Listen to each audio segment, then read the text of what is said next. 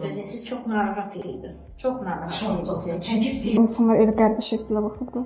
Ondan sonra üzümü daha çox sevməyə başladım. Artıq bu günlərim inşallah çapıq seansına başlayacaq. Fərdə xanımın vəkalətimə dərin təşəkkürümü bildirirəm.